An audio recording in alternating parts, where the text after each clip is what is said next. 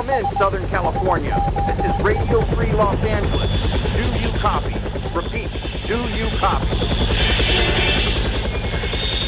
Now transmitting from behind the Iron Curtain in the People's Republic of California, we bring you the voice of free men, free markets, and limited constitutional government. Welcome to citizen-sponsored Radio Free Los Angeles with President of the California Taxpayers Union, Mike Alexander, and editor of the Taxpayer Gazette, Jonathan Wilson. All right, back with you here, everybody. This is Mike Alexander, Radio Free Los Angeles. I usually am here with my good friend and co-host, Jonathan Wilson, but he's not with us tonight. He's taken a day off. Can't blame him. I told him I'd handle it tonight. This is President's Day weekend, and it's a good time for folks to get away, although Jonathan and I are both knee-deep, especially in the school choice issue. But we've got a good show for you here tonight. We're going to talk about a lot of different things. If you'd like to be part of the program, the telephone number here is 866-870-5752. And if you'd like to know more about us and what we do, you can go to CaliforniaTaxpayersUnion.org. That's California Taxpayers Union, all spelled out, .org, or go to RadioFreeLosAngeles.net. And that's RadioFreeLosAngeles.net, all spelled out. Go to one of those places, sign up, and don't forget, this is listener-sponsored, citizen-sponsored free radio. And as you know, nothing's really free in this world, and so we need your help to keep us going, and we're confident that we're going to put your money to good use, not only every Sunday night, but every day throughout the next couple of years as we work together to put school choice on the ballot here in the state of California in November 2020. So we're going to talk more about that tonight. There have been a lot of different things going on. First of all, my pet peeve, which is President's Day. I'm so irritated that we moved so many years ago to change the two presidents' birthdays, which, of course, were Lincoln's on February 12th and Washington's on February 22nd. And tomorrow we're celebrating President's Day, and it doesn't coincide with either one of them. It's just another example of how government and industry and marketing people, Madison Avenue types, try to create marketing events or vacations out of national holidays, and as a result, when we move this to this vague thing called President's Day, we don't spend any time understanding the unique contributions that both of these presidents, Lincoln and Washington, made. And the study of George Washington is one of my favorite areas of historical concentration, and this man's achievements before, during, and after the Revolutionary War are extraordinary and stand out in the history of the world, not just the history of the United States. He's a truly extraordinary man, a very accomplished farmer, and an even more accomplished president. He was the person who was actually offered a monarchy at one point in the days following the Revolution. We had rebelled against England and against the usurpation of its powers, but we had not necessarily rejected entirely the idea of a monarch, that is, of a king or something very like it. And it was Washington who rejected it, and in the months and years following the conclusion of the Revolutionary War, when we were operating under the Continental Congress, it became evident that this loose confederation of states that we had assembled was just not going to work. Even Madison, who had initially rejected the idea of a strong federal government, came to understand its necessity. John Hancock and, Hamilton had understood this from the very beginning, and he was really among the first of the Federalists. And it was Hancock, Jay, and Madison who came to write the Federalist Papers.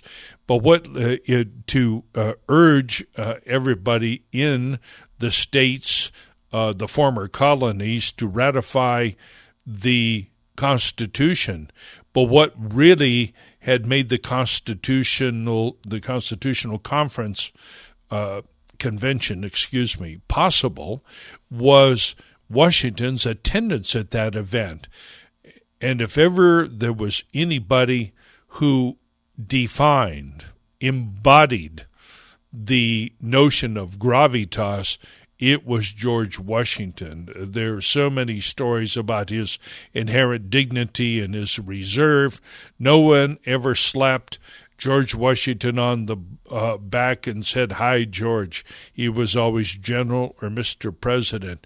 He was an extraordinary figure in American history, and he was really and truly the indispensable man of the Revolution.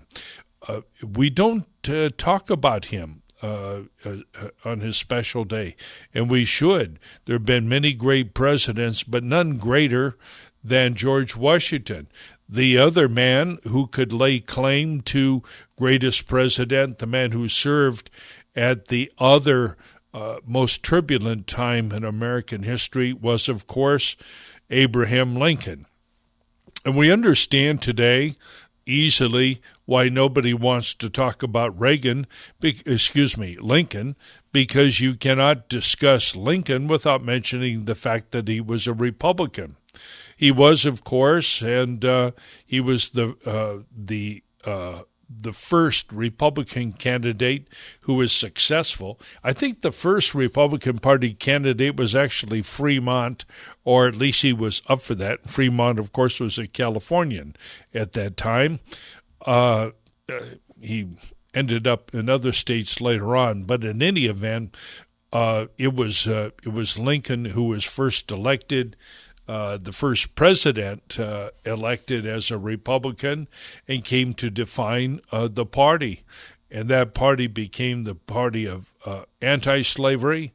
It became the party of many things.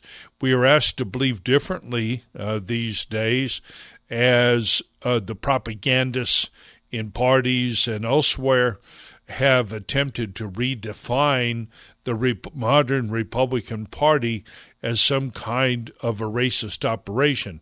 And my purpose in mentioning this here tonight is not to get off into partisan politics, because, as you know, I don't sit here behind this microphone rooting for one particular party versus the other, but I am eager to advance the principles that I agree with wherever I find them, and most often these days we find those principles vindicated or more readily achieved through the Republican Party than through the Democrat Party.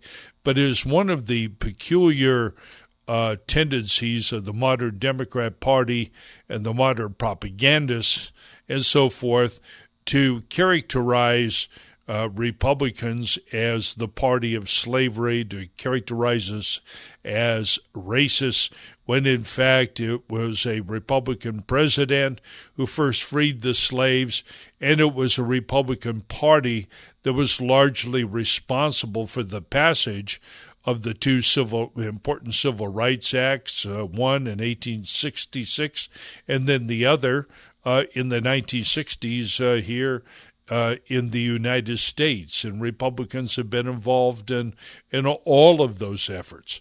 Now, the reason, of course, that they've chosen to demonize the Republican Party is not because of its real record in race relations, but because of the fact that the Republican Party embraces other things like competition, freedom, lower taxes, although you wouldn't know it with McConnell and Ryan and a bunch of these other clowns.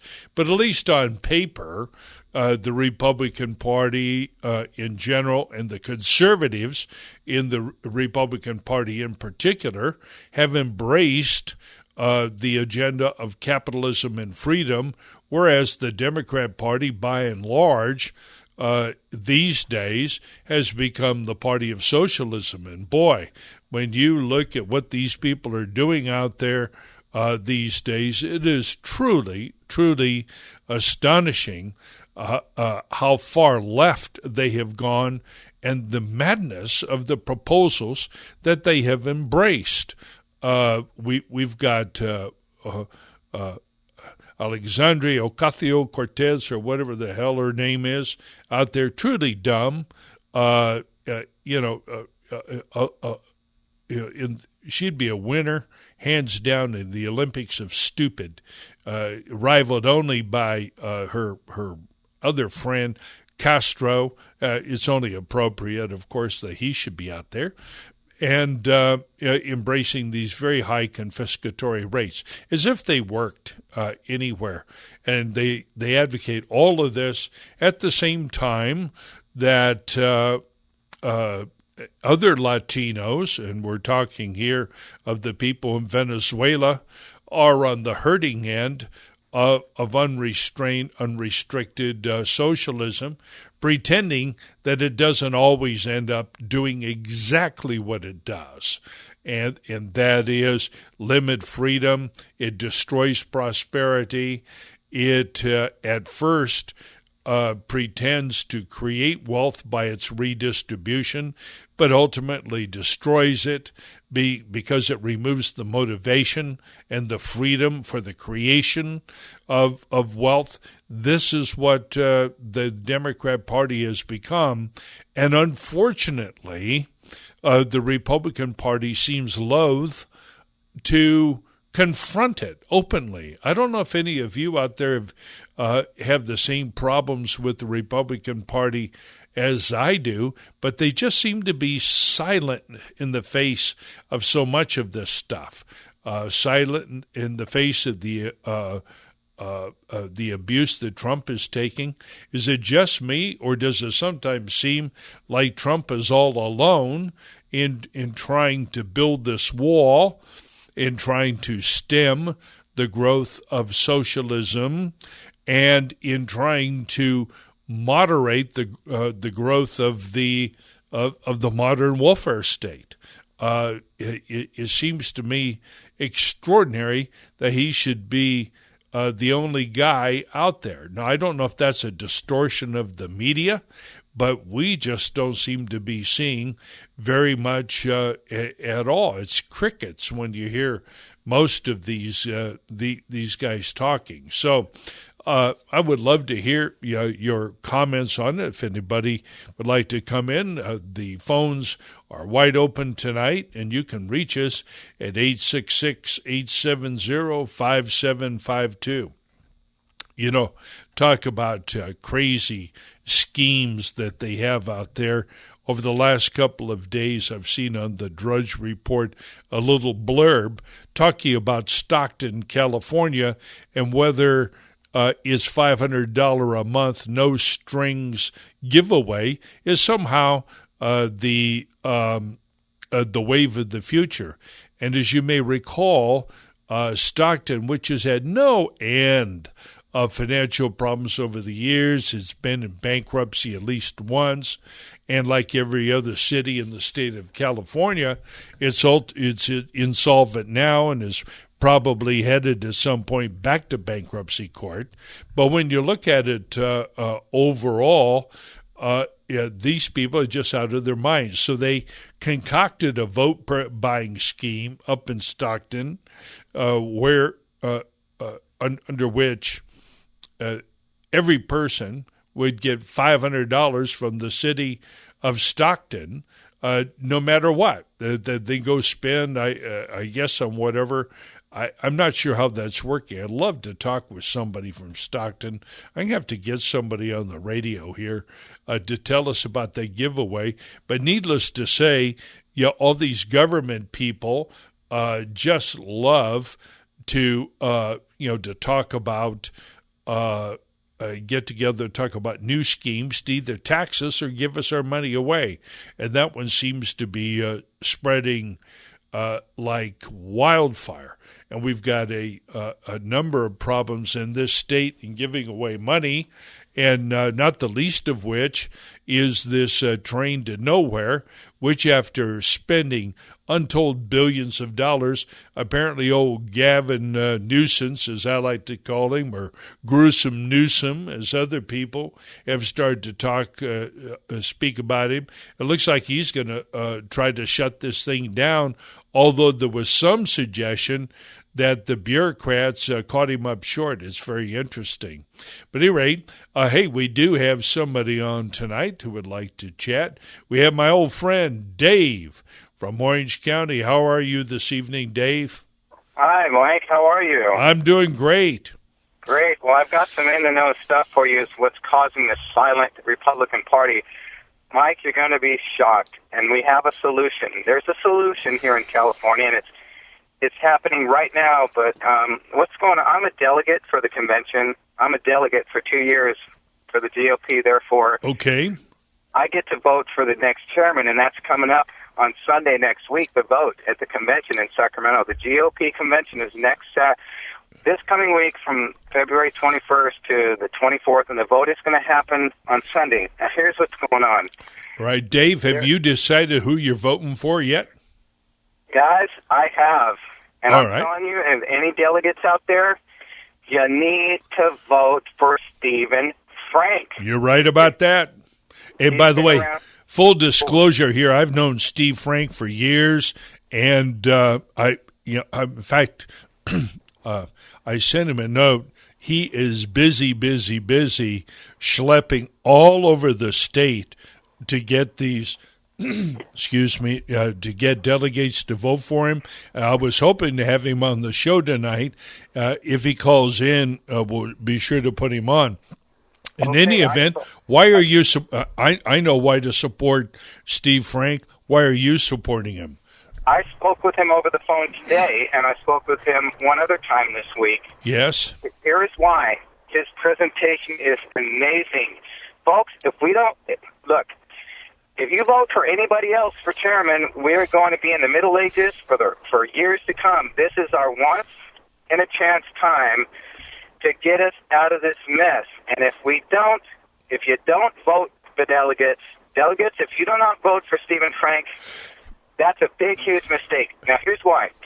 Number one, he says the GOP in California has been silent for too long. Number two, we haven't had a message. Number three, he is big on getting volunteers, okay? And in number four, big on getting these county central committees active. Look, years ago, I read in the Orange County Republican Handbook that it is the responsibility of the Central Committee to get out the vote, and they haven't been doing that. Look. No, they haven't. If I were a Central Committee member, every single day I would be doing my best, like preaching the gospel, to recruit volunteers. I've been doing that. Every chance I get, I recruit volunteers, okay? This is a big thing. Look, this is our chance, folks. And here's a big scandal that's been going on that Steve reveals. What's been happening? You gotta not vote for this Jessica Patterson for chairwoman, because she's been involved in a big thing where she is the cause of all this. Okay, there's a big thing that Stephen has exposed about her and her friends and all these staffers and all these insiders who have been delegates for years. What they've been doing is they've been calling, like, this is the season, okay, to call to get the delegates to vote your way. And I'm getting these calls and emails. And what's happened is Jessica Patterson has gotten these delegates to get their proxies. Look, you appoint a proxy to vote your way if you can't be at the convention. But that's the way it's supposed to happen, but that's not what's happened over the last numerous years.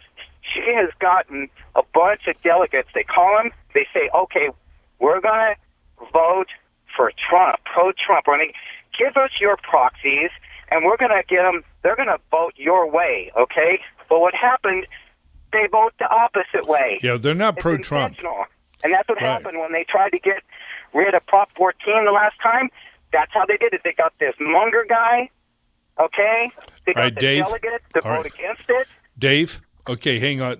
You raised a number of points I want to go back and talk about while I've got you on the on the phone, because this addresses the overall problem here in the state of California and in two of our largest counties, Los Angeles, which is the largest county, and in Orange County, which is I don't know where it stands, but it's the third or fourth largest county in the state. In any event,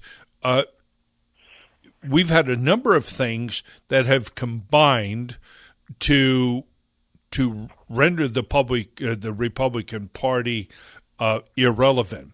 The first and most important thing happened in 2012 when Mitch McConnell and others decided that they were not going to compete in this market, quote unquote.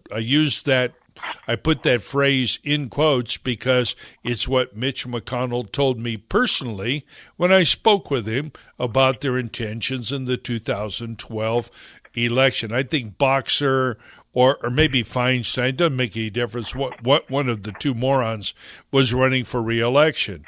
He decided he wasn't going to put money into the state.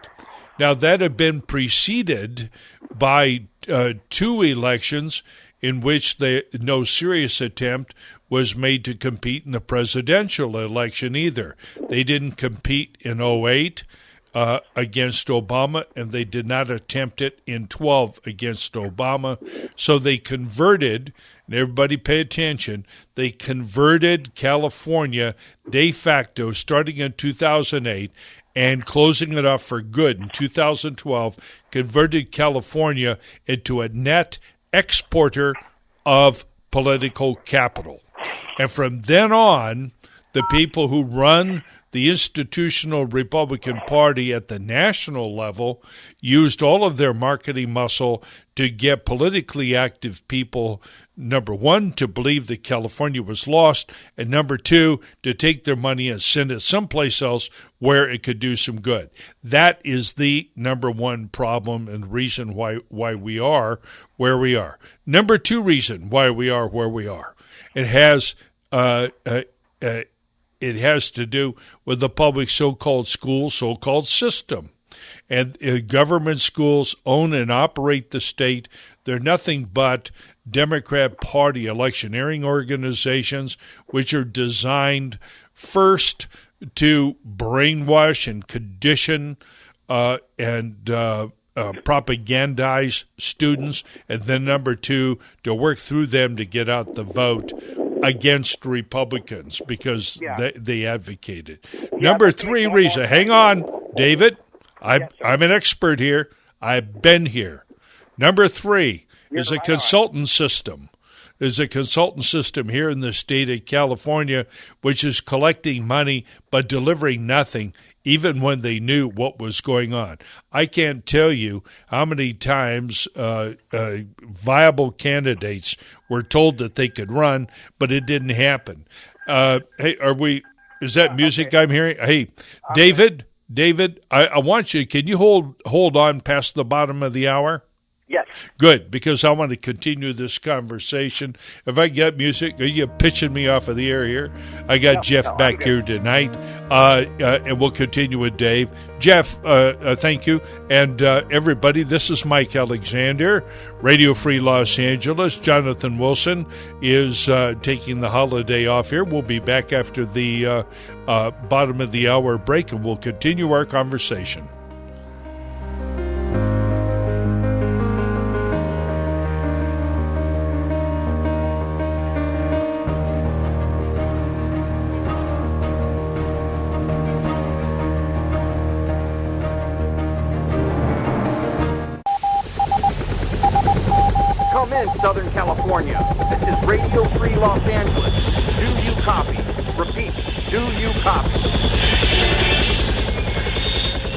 transmitting from behind the Iron Curtain in the People's Republic of California, we bring you the voice of free men, free markets, and limited constitutional government.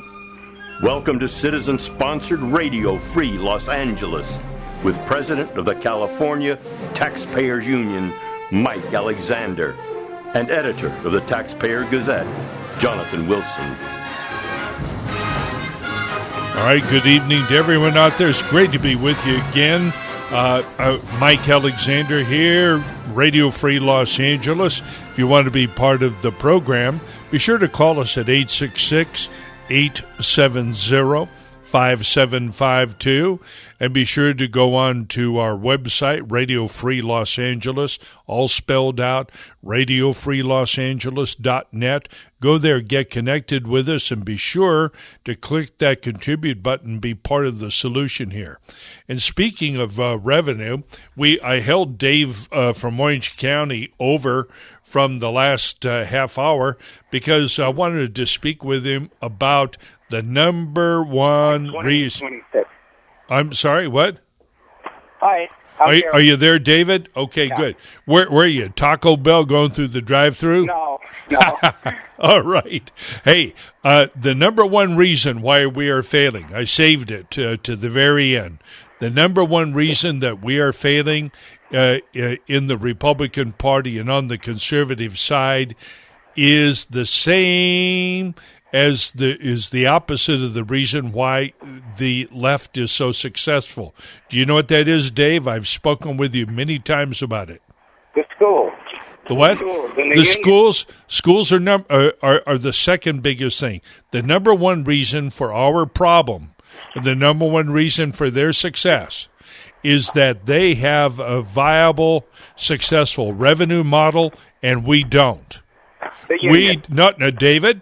Now, you keep moving past this, and I'm going to hammer you and everybody until you get it. We don't have a viable revenue model.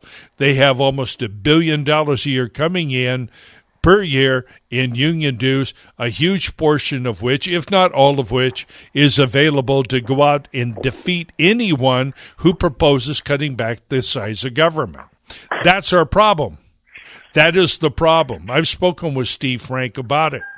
And what I need to know from you and from everybody is that you're contributing on a regular basis to an organization that is doing what it needs to do.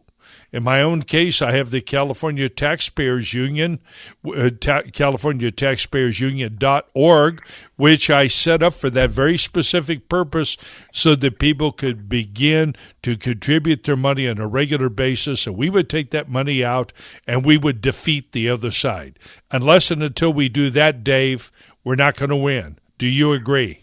I totally agree. Good. And we've got to solve that problem. And that's correct. Organization is a great conduit. Great. I'll be grateful for your membership. Yes. So I will get up there and do that. Before I leave, I'd like to make one more point and emphasize what's going on this week. This Jessica Patterson has Chad Mays endorsing her. He's a guy who, with that group of traders, got in that picture on the front page of every newspaper and online with Jerry Brown after they passed that gas tax. And she's got this trader from San Diego who switched from Republican to Democrat. So this is who you're dealing with. Sure. And the choices are clear. The choice is clear. Steve Frank. You got it. From your lips to God's ears. And yes, I do support Steve Frank. Dave, thanks for calling, and I'll be grateful for your membership. Next up is Carlos from Carson. How are you this evening, Carlos? Good to hear you again. Oh, good. Trying to keep warm. All right. Kind of tough. But, I've always voted Republican, and I tend to side more with the Republican philosophy than with of course, I hate the socialist philosophy, and I think the biggest antidote against socialism, as you were talking about a while ago, is nationalism, which Trump espouses. He embodies nationalism. What I particularly like about what Trump did is, of course, he pulled out of the Trans-Pacific Partnership, which is nothing but a socialist gimmick. Right. And he also pulled out, what I like more about what he did is he pulled out of the Paris climate change agreements. The Paris Accords. Right. It's a socialist scam also to redistribute our resources. Right. But also, you know, he's well aware that this climate change is a hoax. And it gives credibility the more I do research and the more I watch what's going on to the theories that the weather really is being manipulated. You look at what happened here, the continuity of events here. We had all these fires, okay, in Lake Elsinore, Northern California. Immediately after the fires, we had these torrential downpours which devastated the areas, caused all these mudslides, and caused the evacuation of all these people, putting people in a state of crisis, which is really what the one world government people want. Okay, So, well, Carlos, when I look I at can, Carlos, I can, and probably go along with you. Just about everything except weather modification and vast international conspiracies. I have no doubt that that these conspiracies exist, but not so much on the weather modification side. But you and I can agree a lot about rejecting globalism, which is, I think, when you talk about nationalism, you know, your fundamental criticism is of the idea of globalism, and globalism involves the subordination of the interests of the United States to the alleged needs of the international community. What it really involves, of course, is the subordination of the individual inside of our constitutional system. And our secret for success, and you've called before, so I think I have a good idea of how you think, and you and I think ultimately alike in this regard, and that is the most important person in our system is the individual, and it is our individual rights that are secured and protected by the Constitution. It is our individual rights that are spoken of in the Declaration of Independence. And because we are individually created by the Creator, by God, and sent here personally, our rights are individual and not collective. Everybody else here that wants to collectivize our efforts, collectivize our country, collectivize, most importantly, our money. Because once they, and at the same time, they strive very hard to undermine the one thing that you and I do with our individualism, which is more important than anything else in the world. We find another individual, we marry them, and we form a family, and we nurture the growth of all of the individuals within that family. And the collectivists in this country not only hate individual rights, but they especially hate what you and I do with those rights, which is to found a family. And I assume you're a family man, Carlos. Oh, very much so. Yes. And as you were saying, globalism leads to the dissolution, the abolition of the nation state. Yes. Which will eventually lead to the eradication of all borders. And so, well, here's what I think. Here's what I think about that. And I hear what you're saying, and I don't want to disagree too much, but it doesn't involve so much the abolition of the great nation state. Theoretically, globalism might seek that outcome, but as a matter of fact, they don't. They need these large regional governments that are very, very powerful, like the United States or Russia, China, or any of the many other states in Europe or South America. They want these large, very authoritarian structures in place because it is only through an extremely strong and all-powerful United States government that they can hope to control you and me. And you and I and other Americans of all races, all religions, all economic circumstances, we think alike. We think of ourselves as individuals. We think as families. We think about individual freedom. You and I are the greatest enemy of globalism that there is. And that's why right now you see such a huge attempt to to launch this coup against Trump. And it really isn't a coup against Trump, is it, Carlos? It's an attack on you and an attack on me. It's an attack on our constitutional arrangements. And those treasonous SOBs that are involved in this effort, shame on them. They ought to be in jail. We've talked about this for a long time. But the whole purpose of this effort is to eradicate the individual.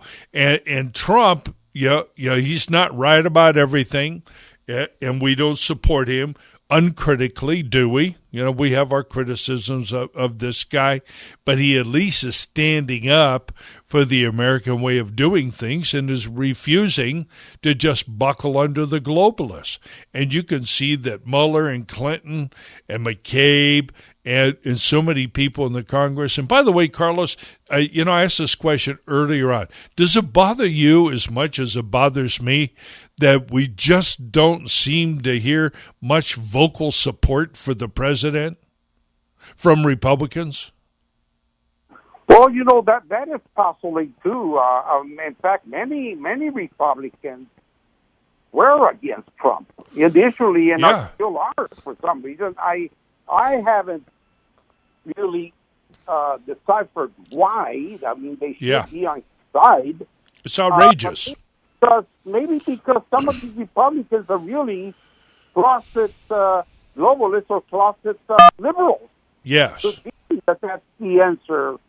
Because some of them are phonies. Hey, Carlos, you're hitting your number. You're hitting your dial pad. Okay. Oh, I'm sorry. Yeah, that's all right. Go ahead. Like Hillary really is a little more. She pretends to be from the left, and she is from the left, but she's also goes towards the Republican side because she endorses wars. She's really a warmonger. Which one's that? Oh, that would be Hillary. So Hillary. Yeah. She's an odd duck. You never know where she's at, except on the take. That's the only thing we know about her, and that thief she's married to. They're all on the take. Well, Carlos, I sure appreciate you calling. Can I make one last really quick comment here? Please go ahead. You mentioned the family. Now, the abolition of the family by the leftists. Yes. And did you know that on Agenda 2030, which is being pushed by the liberal United Nations, there is a clause in there to make the family illegal. And this is from Agenda 2030 of the United Nations, which is an extension of Agenda 21, the global warming environmental hoax. I don't doubt it. Family unit illegal. Yep, that's right. Well, you and I stand for La Familia. You take care, Carlos. Stay warm out there, and we'll talk to you again soon. Next up, we have Linda from Burbank. How are you this evening, Linda? Oh, I'm okay. Mike, can you clear something up for me? I'm confused whether or not Trump signed the bill for the extra money for the borders. A few talk show hosts said he did. Some of them did not mention it. No. And I just heard Trump say that he signed the Powers bill. That one. Yeah. I don't know whether he has. And when I saw our call screener, thank you, Brooke. Our lovely call screener. When Brooke put up the note, she said you were confused whether or not Trump signed the bill for the wall, and so am I. I was looking for that over the last couple of days. There certainly was no ceremony, and I didn't hear that he had signed although it sounds like he's going to. What he did was to make the declaration of emergency. Oh, yeah, that I know. You know that. Yeah, but I don't know whether he has, but I'm going to check that at the 9 o'clock break. Because the reason why I asked this is that early in the morning, this was on Friday, I was listening to Glenn Beck, and he goes through everything with a fine-tooth comb. Mm-hmm. And he said that there were some bad things in the bill, that Congress just put it all together. The Senate didn't, even didn't bother to read. They just added their stuff with it. Right. And one of the stuff that's in there is the additional amount of ICE agents. They're to find, like if illegal aliens cross the border, especially if their kids find them a place to live. Yes, there were many bad things in that bill. And the worst thing about the bill, Linda, isn't it, is that it's so damn big. I mean, over and above, here we are, focus, and I'm not criticizing you. I share your concerns in that focus. We should be focused on illegal immigration to a major extent. Nothing could be more important, and it certainly is an emergency. But while we're all of us focused on the illegal immigration part of it, we overlook or tend to overlook the fact that it continues a budget buster, right?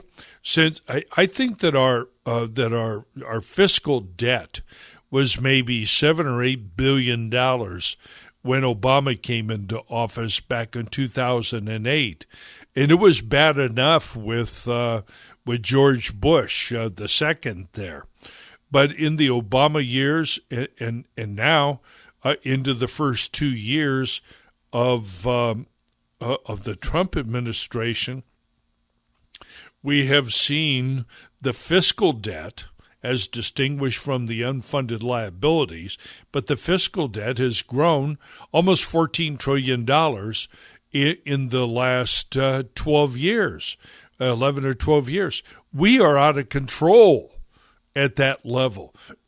And they print that money and turn around and say that they can give it to anybody that they want anywhere in the world. And they can, one of the things that they claim that they could do with the money is to use it to admit people into our country without limit and then pay them without limit. Some of the other things that were in that bill dealing with immigration made it a practical impossibility to arrest anyone who was falsely claiming to accompany a minor.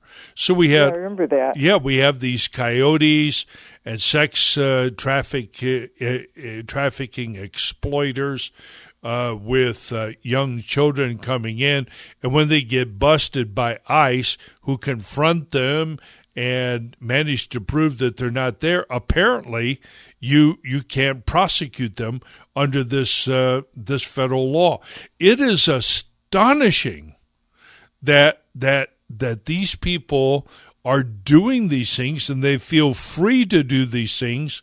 And Linda, again, I ask you the same thing that I ask Carlos and I ask the audience in general.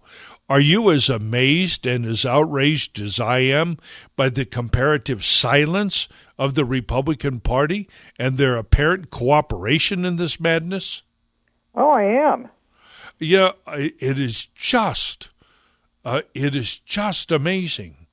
And there in a lot of rank and file Republicans are just beyond themselves, and I don't want to let Trump off the hook. I think we have a right to hold our president accountable, but from all appearances, he's doing what can be done, and in the back, he's got like zero support. Well, I wouldn't say zero. He's got a lot of support in the conservative caucus, but broadly speaking, he doesn't have support in the Republican Party. Otherwise, they'd make a bigger argument. But Trump's the only guy out there talking. He is. Yeah, except you and me. So, at any rate, and as for something else, there's something. Remember when I said that Cortez and the Democrats, yes. are more like child's play compared to Governor Newsom and yes. the government in California? Yes. Let me explain why I said that. Because anything AOC and her ilk in Congress pass, the Senate above them can, vote against it. If they vote for it, Trump can always veto it. We don't have this here in California. We have one-party rule. That's right. That's right. We absolutely do.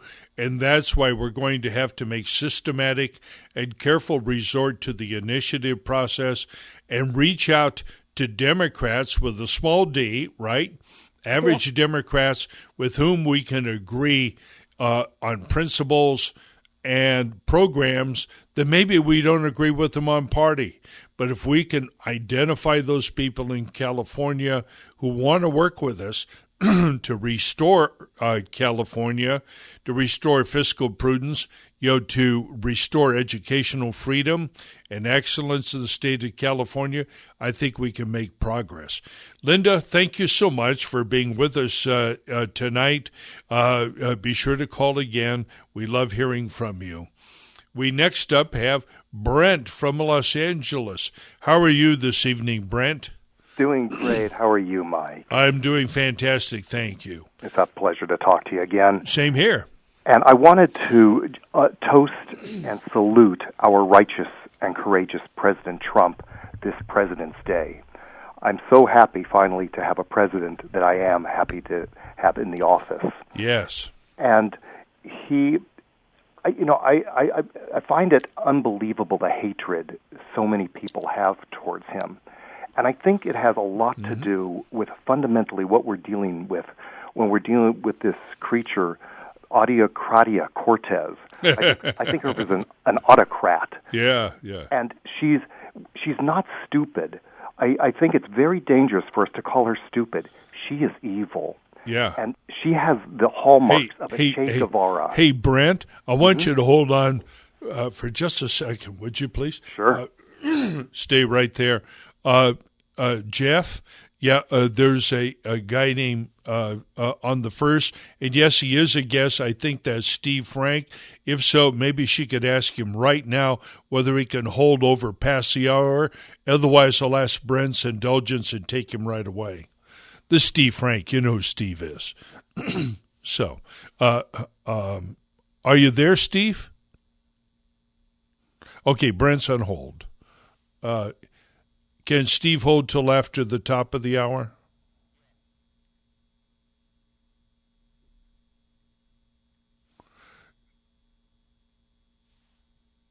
Take Brent. What's that? Take Brent right now. Okay, great. Yeah, we're back with you. Take Brent off hold. There we are, Brent. Yeah, we got a few minutes to go. In fact, I got 1 minute to go. I thank you for your comments. Sorry to cut you short, but I got Steve Frank, who's running for chairman of the California GOP.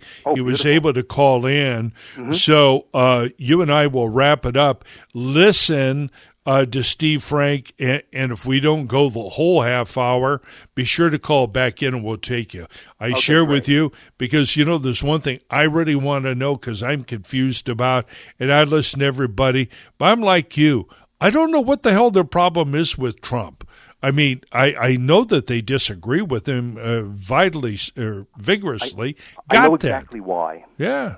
And that's what I wanted to talk to you about. Well, I tell you what, hold your point, and let's see if Steve stays through.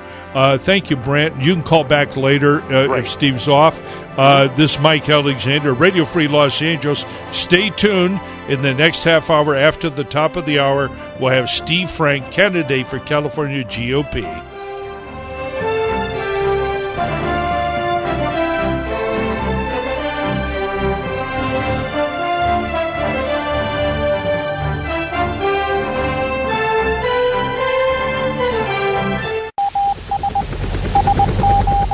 Southern California. This is Radio Free Los Angeles. Do you copy? Repeat, do you copy? Now transmitting from behind the Iron Curtain in the People's Republic of California, we bring you the voice of free men, free markets, and limited constitutional government. Welcome to citizen-sponsored Radio Free Los Angeles with President of the California Taxpayers Union, Mike Alexander, and editor of the Taxpayer Gazette, Jonathan Wilson. You bet it is. This is Mike Alexander, President of the California Taxpayers Union and also President of School Choice 2020. We'd love to have you as part of the program. First, we have a guest coming up this evening. But after he's done, if we get done this half hour, be sure to call us at 866-870-5752. Well, my special guest of the evening is waiting. He's out there busy on the hustings, and this is Steve Frank, editor-in-chief of California Political Review and California Political News and Review and whatnot. Steve, how are you this evening? I'm doing great. I'm still on the phones talking to California Republican Party delegates from throughout the state, answering their emails as well. So I'm busy tonight, and I just came from a meeting.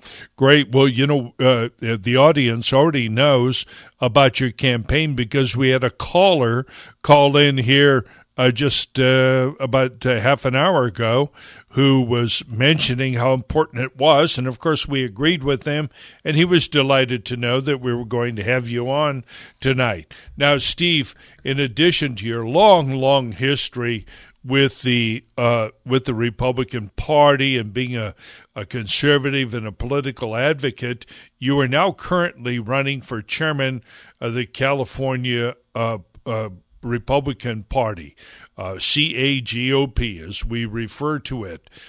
Would you tell the audience what it is that you're seeking, what that office does, the importance of the office, and what, if anything, they can do to help get you elected?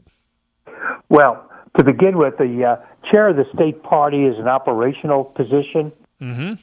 It organizes campaigns throughout the state. It sets the foundation for those campaigns by voter registration, communication with the with the general public, making sure we have a robust get out the vote drive, that we don't get caught short again with this absentee ballot harvesting. Yes. That we expand our volunteer operations, and that we strengthen our county central committees. Sadly, Mike, over the last several years, the state party has done none of that. Zero. Mm-hmm. They consider giving help to the county parties, welfare, and all you have to do is look at your home county of L.A. Yes. And that county central committee doesn't even exist anymore. Mm-hmm. It has meetings periodically. They just canceled a set meeting because some of the officers just didn't want to do it, so they didn't have a meeting. Yes. That's how important they think it is to run the Republican Party in L.A. County. But the sad part is, while I talked about L.A. County, there are 25 out of 58 counties that the chairman of the County Chairman's Association says are inoperative, that they're about as bad as the L.A. County one. Yes. So we need to do that. We don't do voter registration. In the last 6 years, we have lost 1.7 million Republicans to decline to state. Yes. Yeah, and let's go. You know, we've talked about this many times, but the audience may not be familiar with these numbers. And our audience, there's turnover. There's constantly new people coming to this program and others, but people often nationally. You know, I love Rush and I love Mark Levin and a lot of other people, but you know they just casually write off California and completely overlook the fact that even with the loss of 1.7 million Republicans to decline to states, we still have 4.8 million registered Republicans in the state of California. That's a lot of people. Well, the problem, Mike, is not that Mike Levin and Rush Limbaugh, excuse me, have cut off California. The California Republican Party has done that by no voter registration, by no harvesting of votes. There are 153 legislative seats, and on the November ballot, there were 41 seats without a Republican on the ballot. So the Republican Party has written off the state of California in California. Yes. And so that's what I'm trying to reverse. I'm trying to make a Republican Party for Republicans that stands for the values and principles of public safety, of quality education through school choice, lower taxes, and limited government. And if we do that, we can move ahead and run candidates and win candidates on a foundation of ideology that meets the needs of most Californians. Sure does. And we can reach out on these issues to the large and growing number of Latino voters who should be voting with us, not only on principle, but they should be voting with us inside the party as well, especially given how far left the Democrat Party is going. I can't believe that the average Latino voter embraces that nonsense at all. It's craziness. There's a couple of other issues that you've talked about. Top two, Proposition 14 and so forth. Mr. Brulte, who headed up the California party there for 8 years? 6 years. 6 years and so forth. The two top jobs of the California Republican Party should be and always be reapportionment and redistricting. Silence on that issue.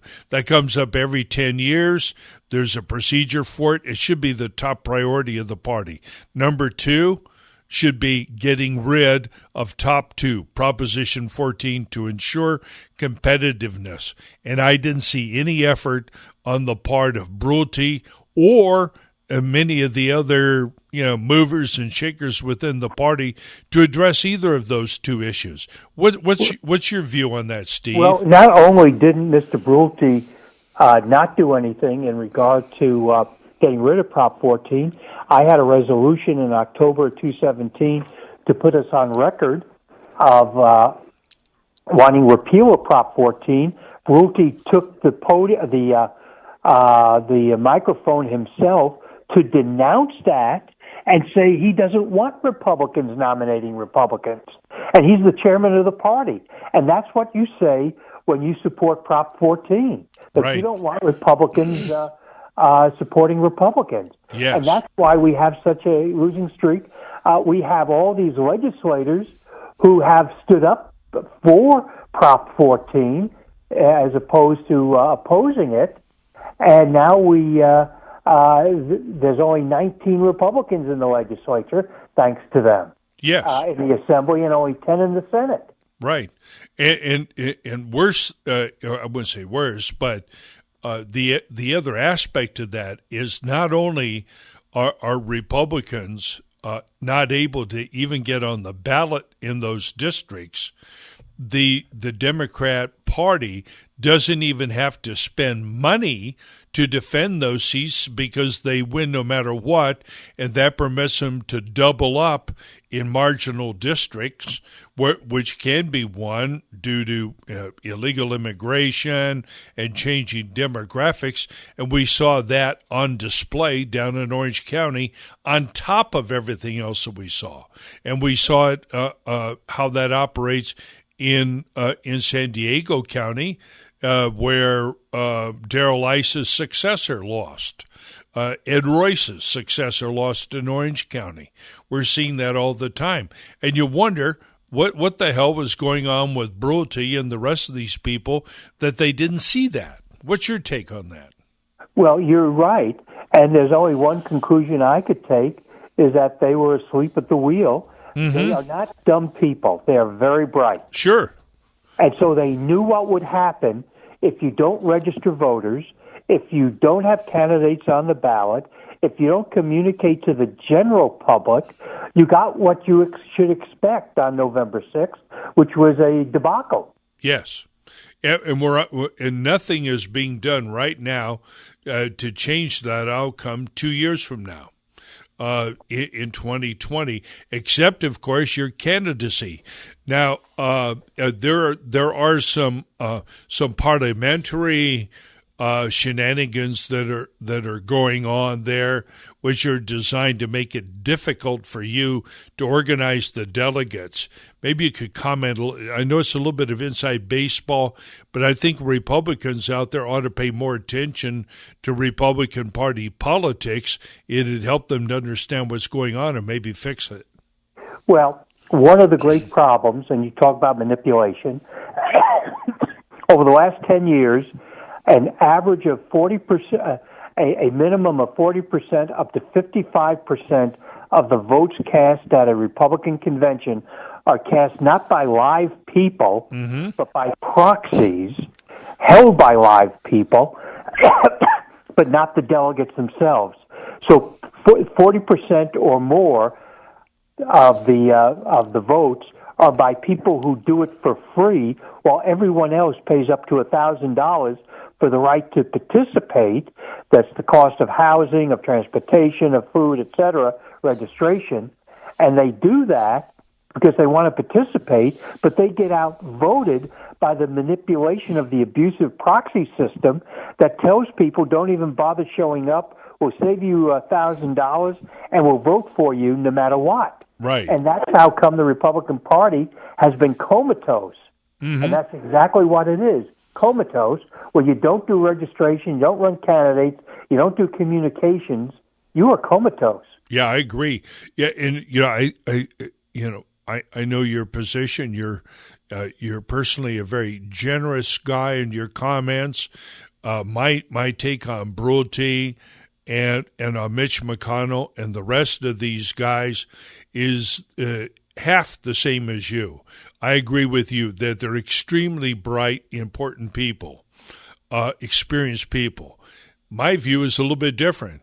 When very, very bright people do things like they've done, they must know and be aware of the inevitable consequences of their actions or inactions, and therefore their actions must be intentional. And if they're not actually intentional, they must be held accountable as if it were intentional, because the outcome is so gross. It's just terrible to turn over California. But California is the 6th largest economy in the world. It's too damned important to turn over to the far left. And I'm so happy that you've not given up, and that so many other Republicans have not given up. Speaking of which, what has been the reception to your candidacy? Well, a lot of people know me because I've been so active for so many years. They have great respect for what I believe and my experience. Some people think it's better to just have a showman as chair, and unfortunately there's still a large number that want to double down on failure and have a staffer rather than a political leader as the chairman of the party. Well, you could buy a dog. That will close down the party. Yeah, I agree. And by the way, I think you do an outstanding job on media. God knows you've done enough of it. Radio shows, news presses. You write this splendid California Political Review and newsletter every day. There is nobody more knowledgeable of the current affairs of California than you are.